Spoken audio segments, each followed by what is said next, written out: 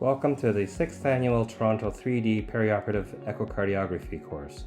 This particular lecture is on 3D tricuspid valve acquisition and volume manipulation. With regards to disclosures and conflicts of interest, I have none.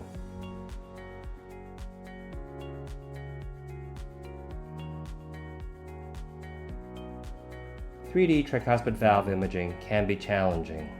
Part of the reason is that tricuspid valve leaflets require a wide field of view. There are very anterior leaflet structures as well as very posterior leaflet structures, and some of these structures are also very medial. The tricuspid valve leaflets are thinner than the mitral valve. It also requires a reliance on lateral resolution, which is poorer than the axial resolution.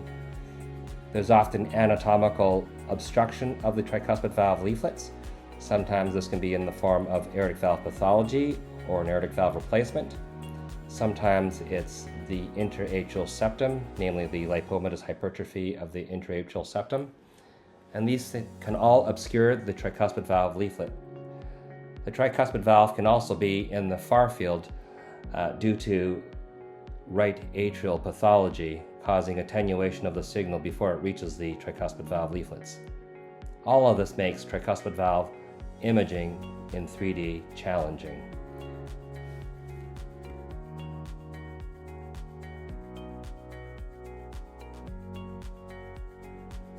There are essentially three windows to acquire a 3D volume set of the tricuspid valve. It's good to know more than one, because if you only know one, it will likely fail you when you need it. There's the mid-esophageal RV inflow-outflow view. There's the four-chamber view, and in the four-chamber view, you can capture a mid-esophageal view of the tricuspid valve or a deep esophageal view of the tricuspid valve. There's also a modified bicaval view. We will go through each of these in sequence. 3D knebology is covered in the Basics of Knebology lecture. Please refer to it for details. To obtain a 3D volume set in the RV inflow-outflow view, press the 4D Prepare Zoom button on the LCD screen once you've obtained the RV inflow-outflow view. Optimize the sector so that it captures the tricuspid valve in the RV inflow view as well as in the orthogonal view, and then press the 4D button on the console. To obtain a 3D volume set in the four-chamber view, first obtain the mid-esophageal four-chamber view, press the 4D Prepare Zoom button on the LCD screen, optimize the sector so that it captures the tricuspid valve in the four-chamber view and in the orthogonal view, then press the 4D button on the console. To obtain a deep esophageal view, this can be obtained by advancing the TE probe to near the GE junction and retroflexing the probe.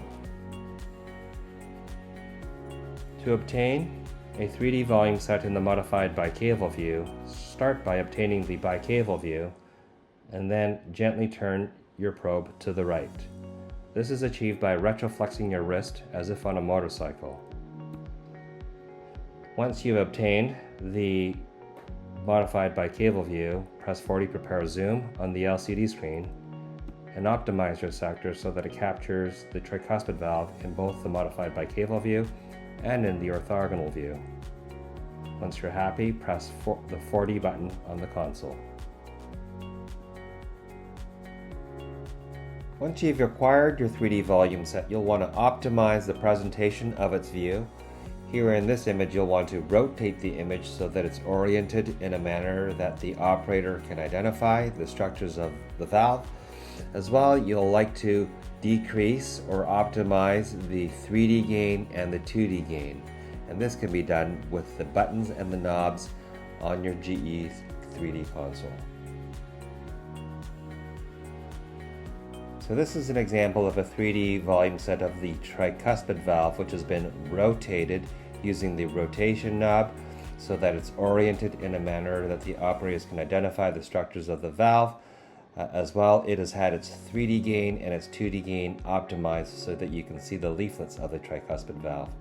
Here in this orientation, the aortic valve, as you can see, is approximately at the 5 o'clock position.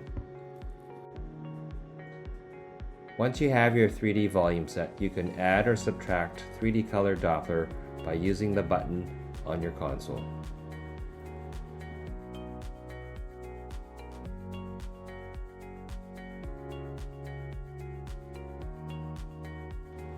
It is very easy to become lost when manipulating a 3D volume set.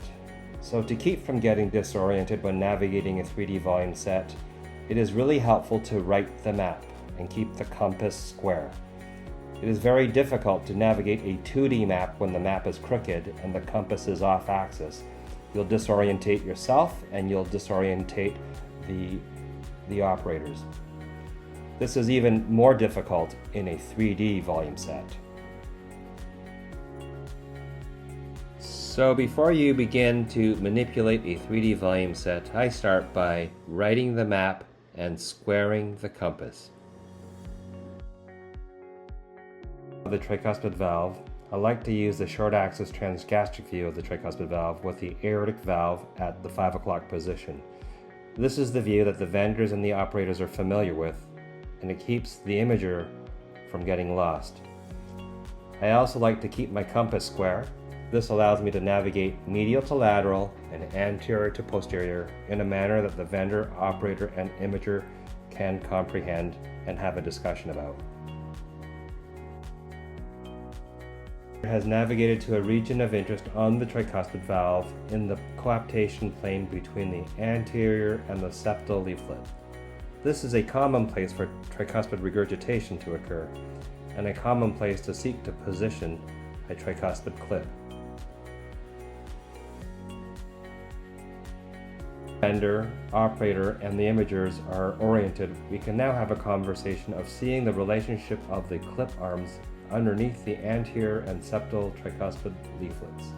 Because everyone is oriented, the imager can readjust the arms of the compass so that its arms correspond to the arms of the tricuspid clip so that we can see the relationship of the anterior and septal leaflets to the tricuspid clip.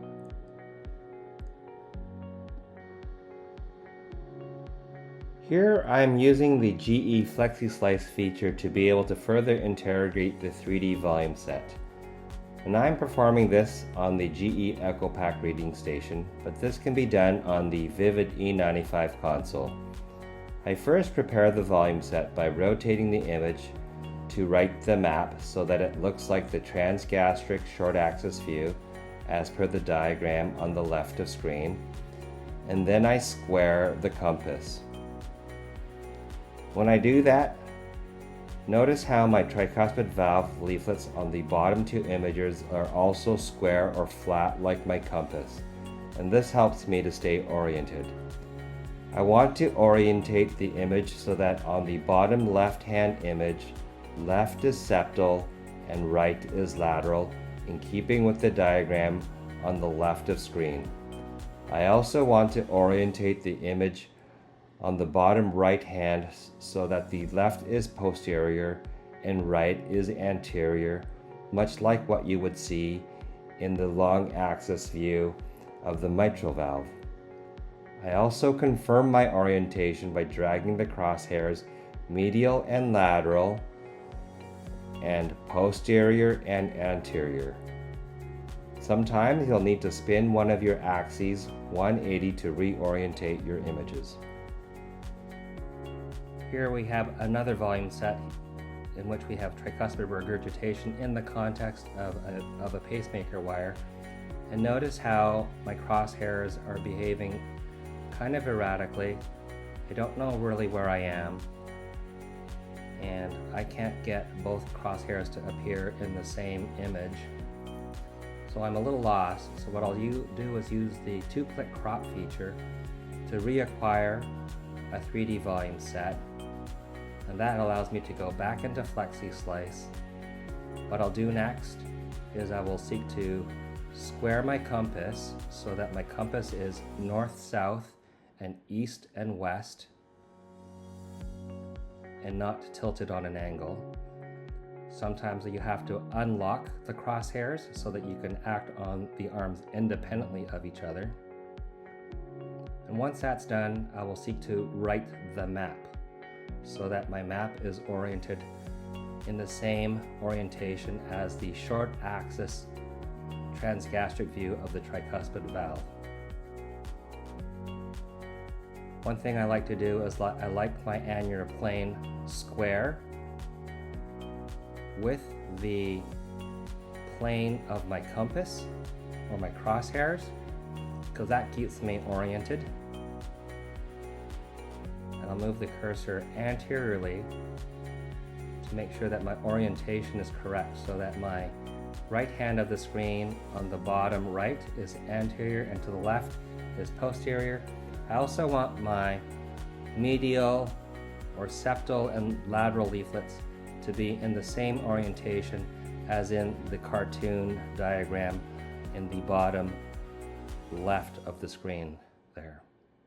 And here you can see the tricuspid regurgitation relative to the pacemaker wire.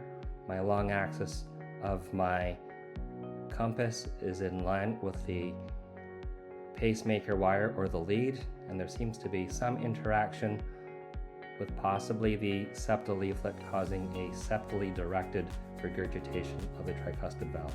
You'll need to play with these features to get better oriented with this feature set, but it's a powerful tool and worth learning. The equivalent is the NPR feature on the Philips platform. Here is a more clear view of the FlexiSlice 3D volume set. In this volume set here, you can see the posterior leaflet and the septal leaflet in the transgastric short axis view, and again the aortic valve is at 5 o'clock. And again you can see the septal leaflet here coapting with the posterior leaflet. And this is the power of the FlexiSlice feature on the GE Vivid E95 platform. And again, there's probably a similar feature on the Philips platform.